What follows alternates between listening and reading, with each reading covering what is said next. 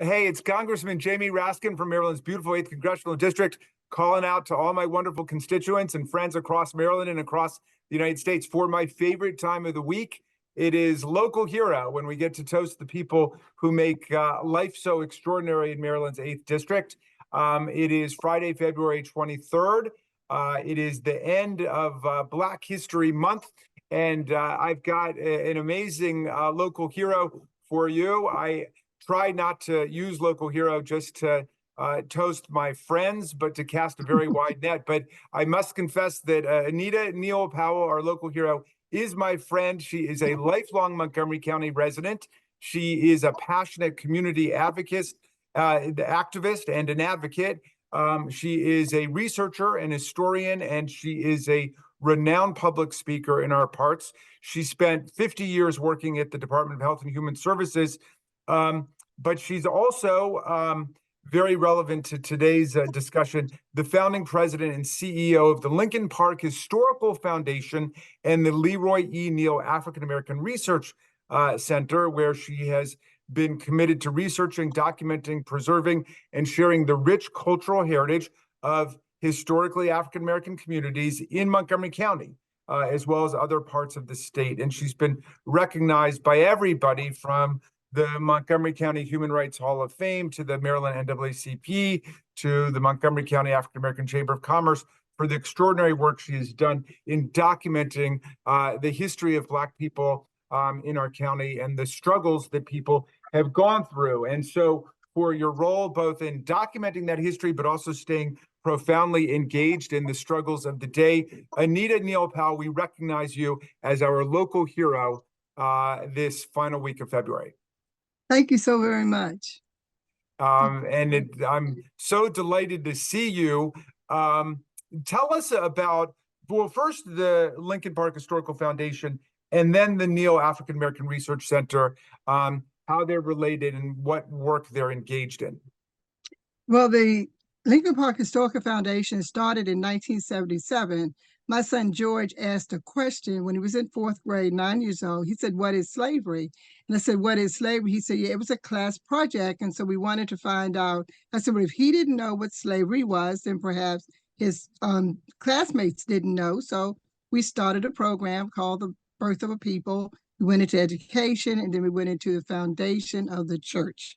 And so that was our beginning. And fast through to that, and thank you so much for that intro about the organization.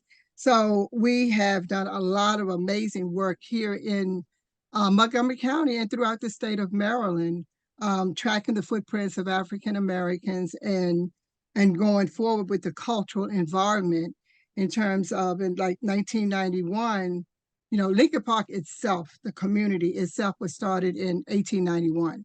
So we, in 1991, decided to hold the 100th anniversary of Lincoln Park.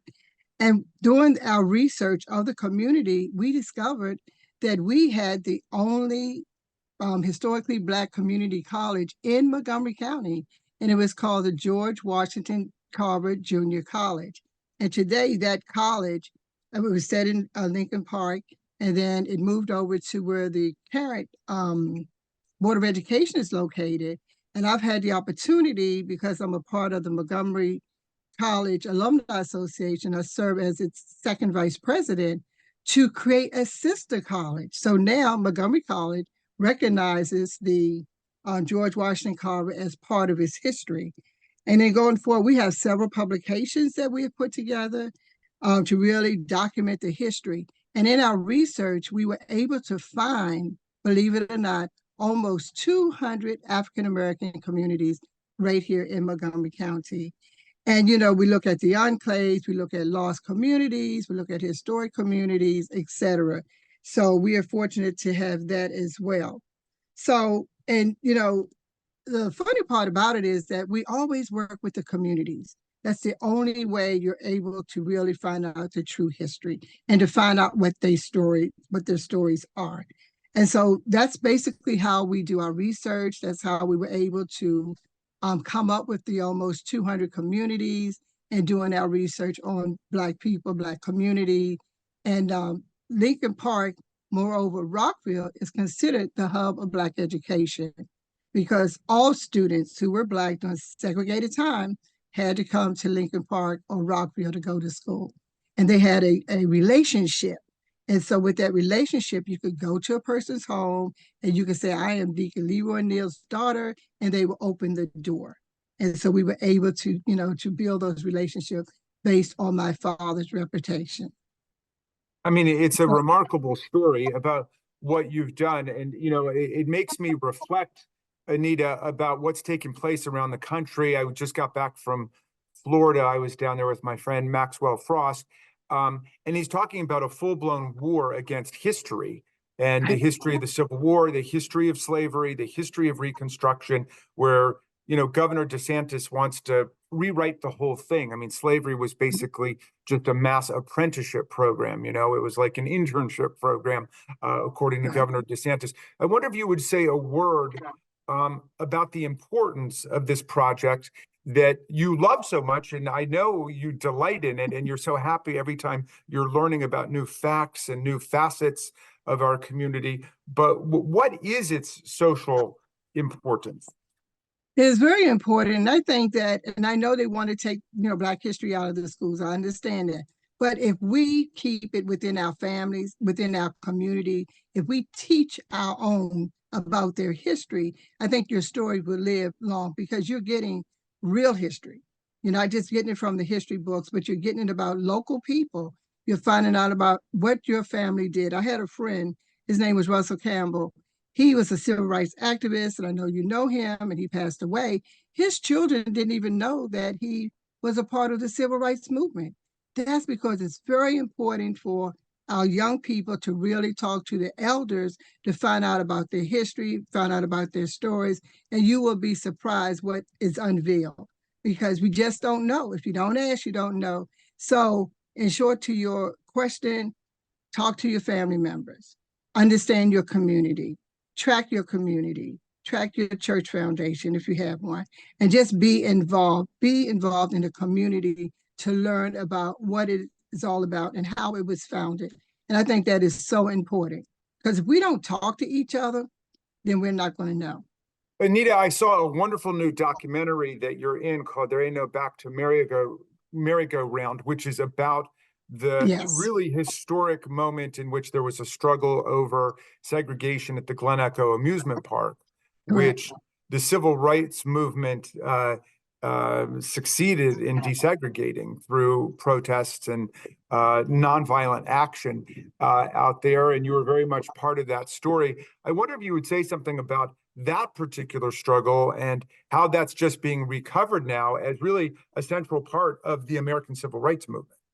But during segregated times, I can remember as a little person wanting to go to Glen Echo and having the opportunity, it wasn't an opportunity, but just to look through the gates and wanting to be there, but couldn't go there because of the color of my skin.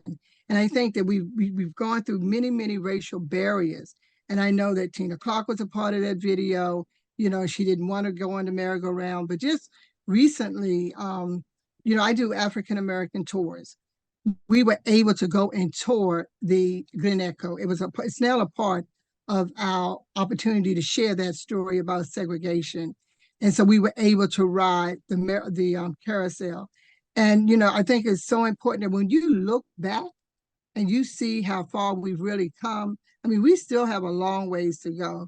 So in terms of breaking those barriers, in terms of times changing, I think it's very important that you should know that. So let's say that you have young Black kids who want to go to Glen Echo today to ride the carousel. They will have no idea what it took for us to be able to do that.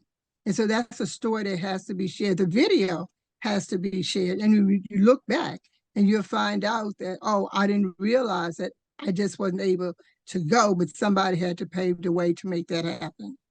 That effort to desegregate the Glen Echo Amusement Park, which was the carousel, but also the swimming pools and the roller coasters and everything else there, was the precursor to the Freedom Rides. And there were, I think, at least 11 people who were active in the local movement here who became Freedom Riders and went south in that great struggle too.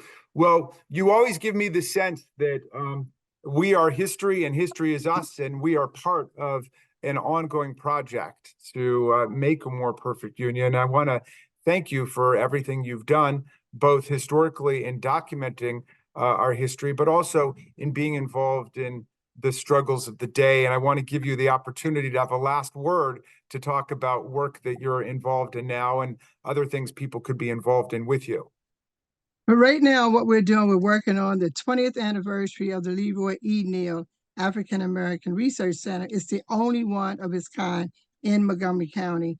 We are working with partners who's trying to make that a reality. And the truth be told, we are homeless. We've been homeless for more than 20 years. We opened up in 2005. So we are looking for a place to house the documents. You know, folks want us to do a lot of work, but it's in a storage. We have nowhere to go.